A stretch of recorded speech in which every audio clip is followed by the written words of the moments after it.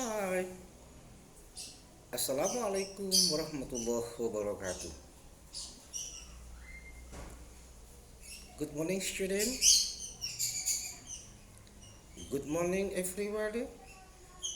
Good morning, the followers that join this video. How are you all?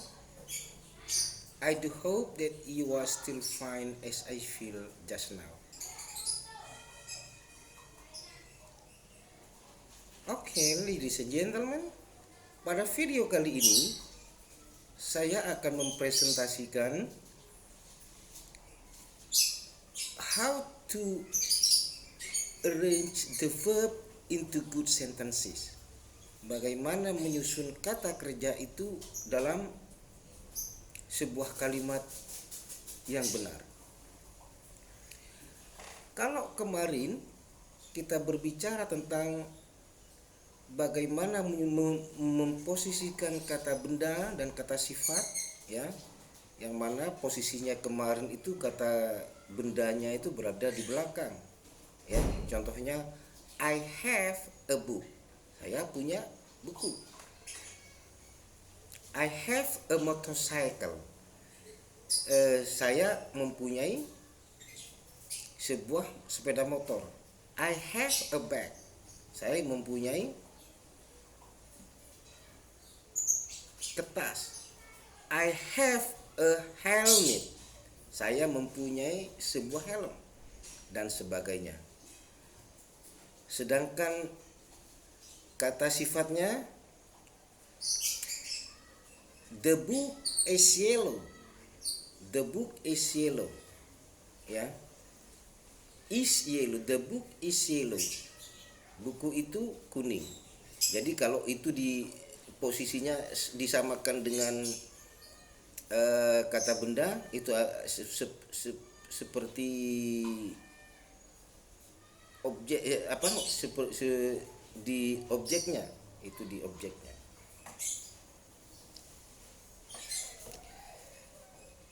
The helmet is black misalnya, ya. A helm itu hitam misalnya. Atau the bag is green, tas itu hijau. Jadi ada isnya. Is ada. Jadi untuk membuat kalimat kata sifat pada kata sifat itu kita harus meletakkan kata is atau to be di dalamnya sebelum kata sifat itu. Kata sifat yang kita ketahui is to be yang kita ketahui is ma, itu to be-nya. Jadi itu mesti, ya. Jadi to be satu itu mesti itu, ya. Ada is, ada m, ada a. Is ma, ya. Jadi ada 3. Ada is, ada m, ada a. Is itu digunakan untuk kata sifat yang jumlahnya tunggal, tetapi is ini juga bisa digunakan untuk pada kata benda, bisa dipakai dalam kata benda.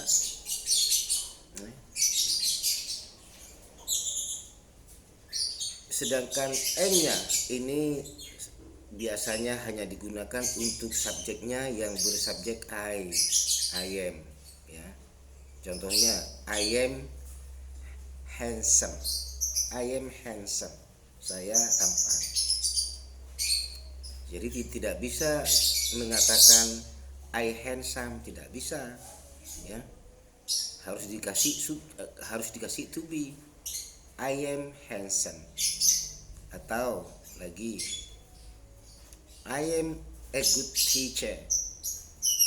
Saya guru yang baik. Nah, di situ is itu atau m dan r itu berarti adalah, artinya adalah. Sedangkan r di sini digunakan untuk dalam bentuk banyak, ya. Misalnya the bags are yellow. The bags are yellow. Jadi tas-tas itu kuning. Tas-tas itu kuning. Jadi bukan kuning-kuning tapi tas-tas itu kuning. Ya. Itu penggunaan melengkapi dari kata sifat dan kata benda yang kemarin. Jadi sekali lagi saya simpulkan, menggunakan kata benda itu bisa diletakkan di belakang, ya, yang itu posisinya sebagai objek, ya. Karena kalimat itu sama, kalimat bahasa Inggris itu sama dengan kalimat bahasa Indonesia yang terdiri dari subjek, predikat, dan objek. Ya, predikat itu juga to be di sini. Ya, adalah yang berarti adalah. Ya, saya contohkan lagi.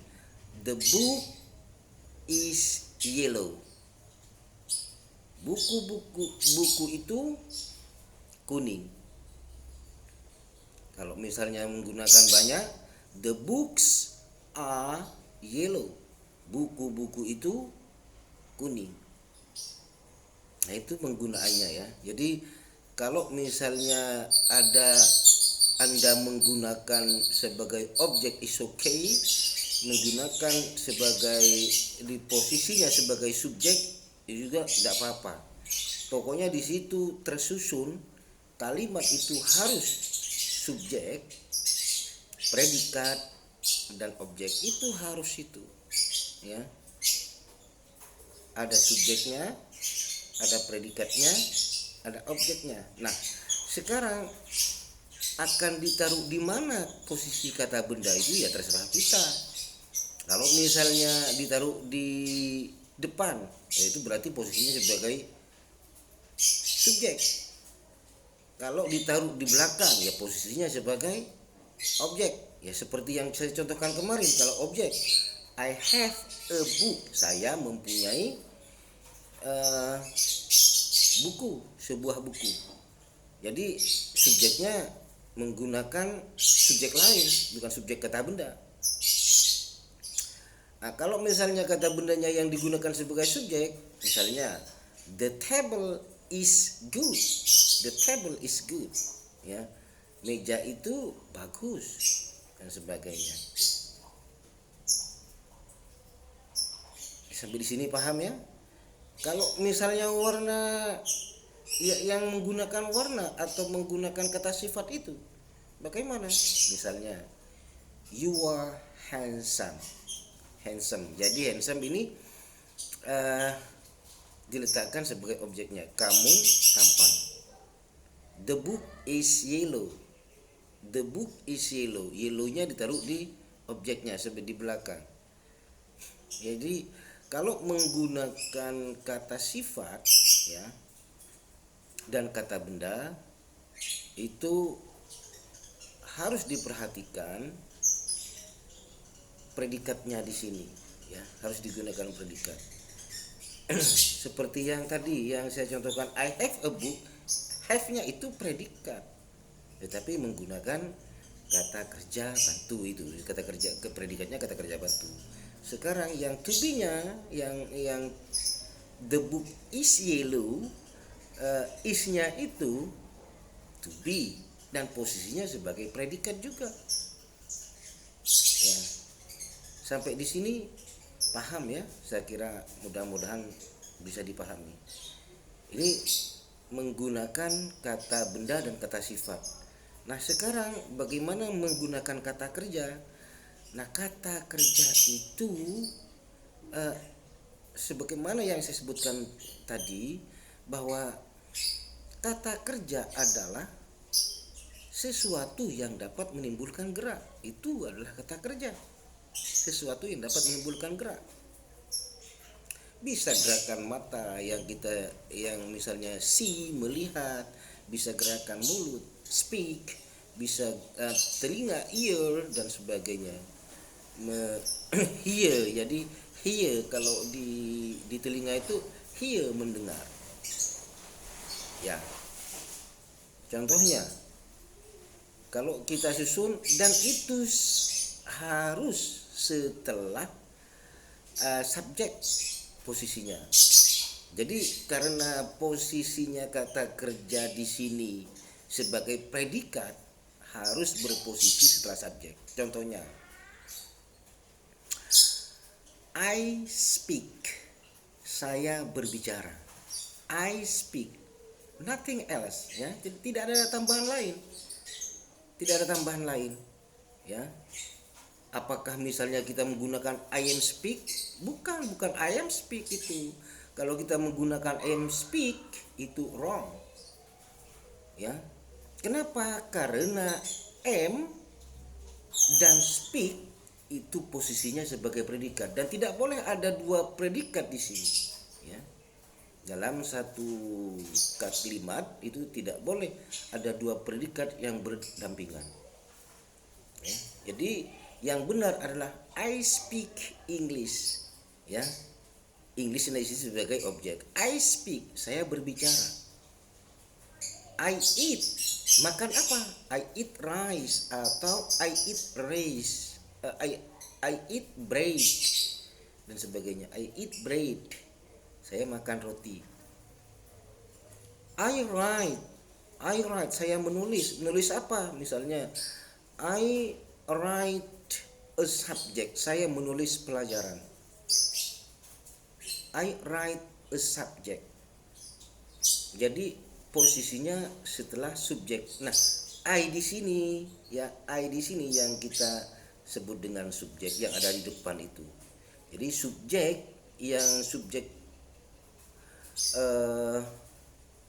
subjek pronoun. Subjek pronoun di sini adalah subjek pengganti kata benda. Subjek pengganti kata benda. Subjek pengganti. Subjek pengganti itu maksudnya pengganti orang, ya, pengganti nama orang boleh, pengganti nama benda boleh.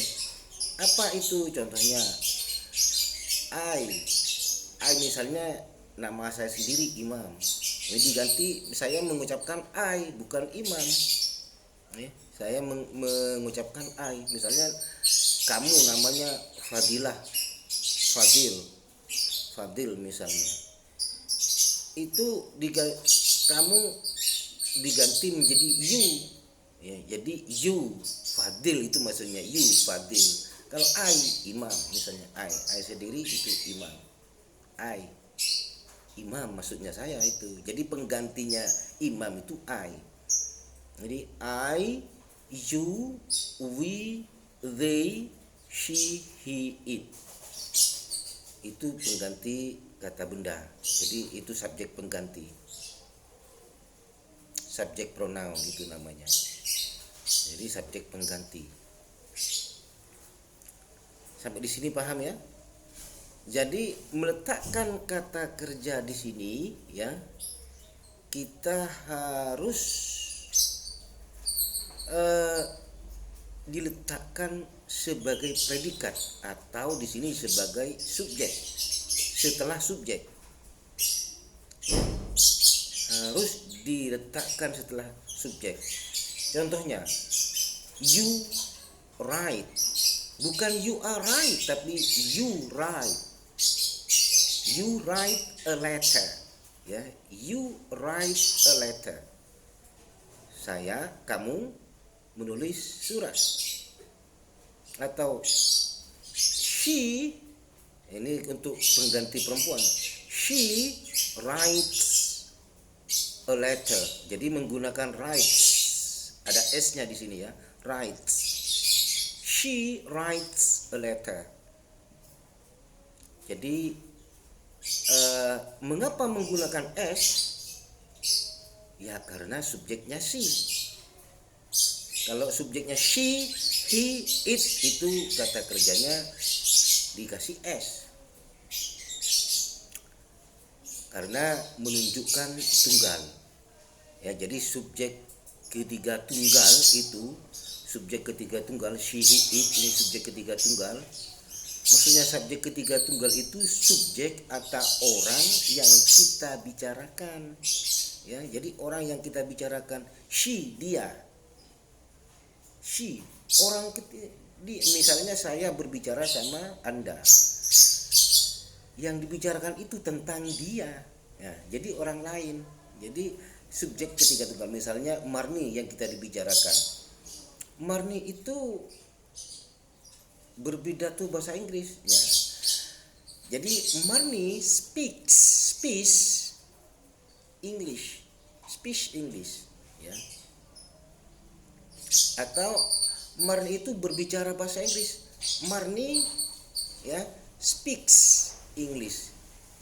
Jadi ada s-nya, speaks. Nah, jadi Marni diganti she. She speaks English. Itu contohnya ya. Kalau misalnya menggunakan penyangkalan atau yang negatif, ya tinggal memberikan do atau doesn't. Itu sebagai kata kerja bantu, sebagai membantu untuk mendapatkan not. Jadi do not, karena tidak bisa itu langsung dikasihkan not. I not speak, tidak bisa. Harus I don't speak. Ada do-nya di situ kata kerja. Jadi kata kerja bantunya di sini hanya dua, do atau does. Does itu. I not speak, tidak bisa begitu. Harus ada I do not speak. She does not. She does not speak. Dia tidak berbicara. She does not speak English. Sampai di sini sudah saya kira paham ya. Apabila ada hal-hal yang mau ditanyakan, silahkan hubungi saya di 085 231 085 230 741 420. Jadi saya ulangi lagi, 085 230 741 420. Itu habis saya, sehingga nanti bisa ngomong-ngomong lebih detail bagaimana penggunaan kata-kata itu dalam membuat kalimat bahasa Inggris yang benar. Saya Imam Fahrozi, begini saja sementara dari saya, dan saya tutup by saying Assalamualaikum warahmatullahi wabarakatuh. Sementara gini aja sementara.